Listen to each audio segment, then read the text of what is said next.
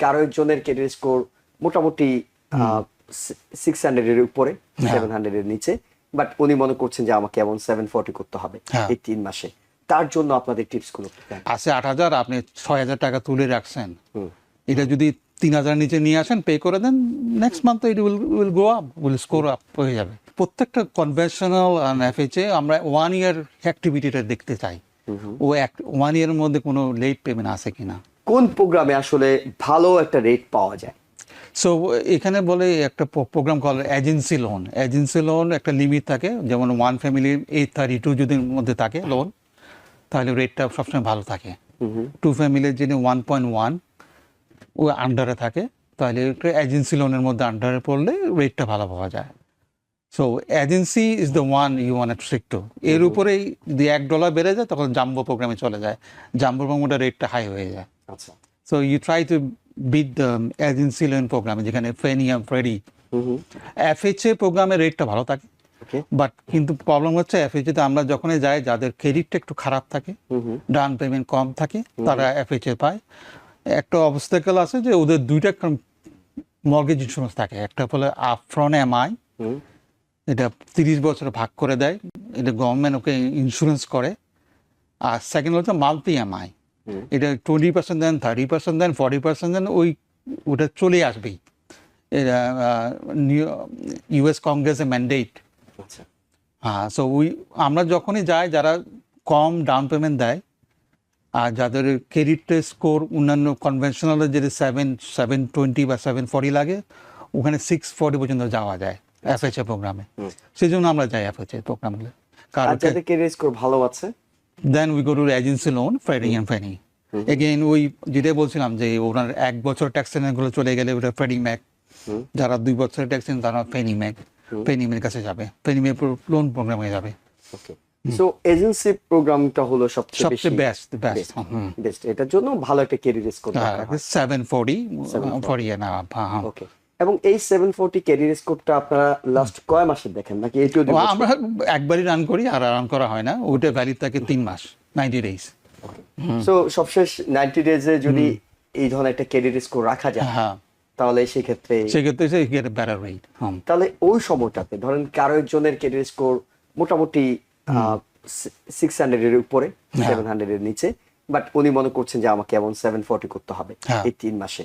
তার জন্য আপনাদের টিপস গুলো দেখেন। সো তখন আমি বলে দিই, আমি তখন ক্রেডিট স্কোর, ক্রেডিট রিপোর্ট দেখলে বুঝতে পারি কি কি কারণে ওর ক্রেডিট স্কোরটা কম্পারেবলি কম। Last conversation we had, last বার আমি বলে দিয়েছি, যদি 30% ক্রেডিটে 30% কম থাকে, স্কোরটা বাড়ে। তা আমি বলে দিই যে আপনার এই ক্রেডিট স্কোরটা আপনি আছে 8,000, আপনি 6,000 টাকা তুলে রাখছেন, এটা যদি 3,000 নিচে নিয়ে আসেন, পে করে দেন, next month it will go up, will score up হয়ে যাবে। এবং it happen all the time. এবং আমরা ক্রেডিট কর্মা নিয়ে কথা বলছিলাম তখন, যে রেগুলার যদি কেউ একজন দেখতে চান যে তার ক্রেডিট স্কোরটা বাড়ছে কিংবা কমে যাচ্ছে কিনা, তখন এই ক্রেডিট কর্মা অ্যাপসটা হেল্প করে। নট অনলি অ্যাপস হেল্প করে না, আপনার কোনো যদি ভুল থাকে, আপনার ক্রেডিটে আপনি বলতেছেন যে এটা আমার না, এখানে আমাকে রিপোর্ট করতেছে, তখন আপনি ডিসপিউট করতে পারেন অটোমেটিক্যালি অন দ্য অ্যাপস, যেটা অন্য কোনো করা যায় না। এটা হচ্ছে ফ্রি। তো ওই ক্রেডিট কার্ডের অ্যাপসেই করতে হবে আপনাকে, নাকি ক্রেডিট কর্মাতে অ্যাপসে অটোমেটিক্যালি ওখানে ডিসপিউট করা যায়। আপনাকে কেউ যদি জাজমেন্ট ওখানে দিয়ে থাকে, কেউ কালেকশন অ্যাকাউন্ট দিয়ে থাকে, easy to dispute, this is not mine. অনেকে হয়তো আমাদের এই বিষয়টি খেয়াল করি না, সেটা হলো যে আপনার ক্রেডিট স্কোরটা কিন্তু আরো নানা কারণে ডাউন হতে পারে। অর্থাৎ এমন কোনো আপনার হয়তো কোনো একটা আপনার কাছে অনেক টাকা পায়, হ্যাঁ, আপনি হয়তো পরিশোধ করেন, এটি আপনি মনে করছেন এটি তো আমার ক্রেডিট কার্ডের সাথে কোনো সম্পর্ক। বেশিরভাগ আমি দেখি কি, যখন বাঙালিরা আমি দেখি যে এক জায়গা থেকে আরেক জায়গায় যখন যায়, ইন্টারনেটের বিলগুলা ট্রান্সফার করে না, তখন বিলগুলো আসে পরে আগের অ্যাড্রেসে। উনি জানেন না উনি কেবলের বিল পড়ে আছে 100 টাকা 200 টাকা, হি ডাজন্ট ইভেন নো, বিল তো আগের অ্যাড্রেসেই চলে আসতেছিল। এরকম করে ওরা কালেকশন অ্যাকাউন্ট দিয়ে দেয়, স্মল অ্যাকাউন্টের জন্য অনেক ক্ষেত্রে। কিন্তু ক্রেডিট কমে গেলে এটা সব দেখা যায়, স্মল ভুলগুলো কারেক্ট করা যায়। তো এই ক্ষেত্রে কেউ একজন হয়তো জানেন যে, মানে জানেন না তার এই ধরনের বিলগুলো এসেছে, উনি জানেন না কালেকশন এখানে চলে গেছে, উনি জানেও না, সেটাকে রিকভার করার উপায় কি? তখন ওই যেটা ব্যালেন্স থাকে ওটা পে করে দিলে সাথে সাথে ওটা রিপোর্ট হয়, রিপোর্ট হলে স্কোরটা বাড়ে। আচ্ছা, কিন্তু এটি কোনো রেকর্ডে থাকছে কি? Usually all the collection account stay for at least 7 years. যে কোনো একটা কাজ হয় ইট স্টে 7 ইয়ার্স, অটোমেটিকলি 7 ইয়ার পর অটোমেটিকলি মুভ হয়ে যায়, এটা ইরেজ তখন হয়ে যায়। কি আপনারা যারা আন্ডাররাইটাররা তার জন্য অ্যাপ্রুভাল প্রস্তুত করছে, তারা কি দেখে যে তিনি তো একটা বিল দেননি, এই ধরনের আটকে রেখেছিলেন, এটা কি কোনো নেতিবাচক ইয়েস প্রভাব পড়ে? ইয়েস, প্রত্যেকটা কনভেনশনাল এফএইচে আমরা 1 ইয়ার অ্যাক্টিভিটিটা দেখতে চাই, ও 1 ইয়ারের মধ্যে কোনো লেট পেমেন্ট আছে কিনা, আচ্ছা। এর আগেরটা এত গুরুত্ব দেওয়া হয় না। তার মানে খুবই গুরুত্বপূর্ণ, যারা বাড়ি কিনতে চান তাদেরকে রেগুলারিটিস এর মধ্যে থাকা, ভালো একটা লোন পেতে হলে মানে আপনি যদি কোনো ফাইনান্সিয়াল ইরেগুলারিটিস থাকে তাহলে সেটি অবশ্যই আপনার ভালো লোন পাওয়ার ক্ষেত্রে ইমপ্যাক্ট করবে। অবশ্যই ইমপ্যাক্ট করবে, অবশ্যই রেডিও ইমপ্যাক্ট করে। জি, ইন্টারেস্ট রেটটা নিয়ে আমরা একটু কথা বলতে চাই। ইন্টারেস্ট রেটের সাথে আপনাদের এই লোনের রেটের কোনো মানে সম্পর্ক আছে কিনা? অবশ্যই ইট ফ্লাকচুয়েট এভরিডে। এটা তো আমাদের এটা অ্যাসোসিয়েট উইথ 10 ইয়ার ট্রেজারি, যেটা ইউএস বন্ড 10 ইয়ার ট্রেজারির সাথে আমাদের রেটটা খুবই জড়িত।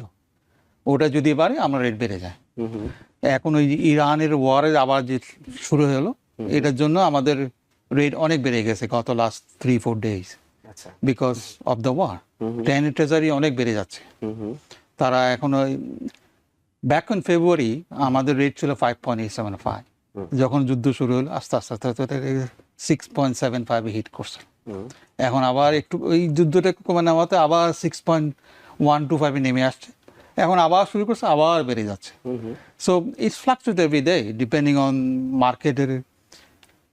ওরা বন্ড মার্কেটটা এমনই একটা জিনিস যেটা ওরা কি মার্কেটে ইনফ্লেশনারি হবে কিনা, জিনিসপত্রের দাম বাড়বে কিনা, জিনিসপত্রের দাম বাড়লে federal government increase the rate, ওই ইনক্রিজের জন্যই ওরা ফ্লাকচুয়েট হয় এভরিডে। আসলে কি এটা ট্যাক্স রেট বাড়াই দেবে কিনা নেক্সট মিটিংয়ে, ওটার সিদ্ধান্ত নেওয়ার জন্যই মার্কেটটা উঠানামা করতেছে প্রতিদিনই। আমাদের একদিক দিনে সকালে এক রেট, দুপুরে এক রেট, বিকেলে আরেক রেট হয়ে যায় because of the bond market fluctuate.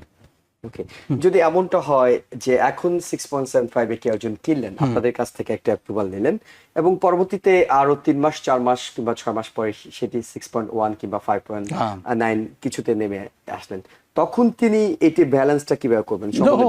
একবার তো ক্লোজ হয়ে গেলেই তো আর you can do nothing, okay, তখন ওনাকে রিফাইন্যান্স করতে হবে। হ্যাঁ হ্যাঁ, তখন আরেক প্রসেস শুরু হয়ে যায়, ইজ এ রিফাইন্যান্স সময়। সেটির জন্য বাড়তি কোনো কস্ট? নিউ ইয়র্কে তো একটা, নিউ ইয়র্ক সিটির একটাই প্রবলেম হয় যে মর্গেজ ট্যাক্স দিতে হয় প্রতিবারই, যখন লোন নেন একটা ট্যাক্স দিতে হয়। তখন ওই ট্যাক্সটা যদি মাপ করা যায়, ওটা একটা প্রসেস থাকে, অ্যাসাইনমেন্ট মর্গেজ বলে, ওইটা যদি নেওয়া যায়, যেমন কোনো ব্যাংক চেজে যদি লোন থাকে, আপনি নিচ্ছেন ওয়েলস ফার্গো থেকে লোন, তখন ওই অ্যাসাইনমেন্ট মর্গেজটা নিয়ে আসতে হয় চেজ থেকে নতুন ব্যাংকে, তখনই আপনি ওই ট্যাক্সটা আর সেকেন্ড যখন রিফাইন্যান্স করেন তখন দিতে হয় না।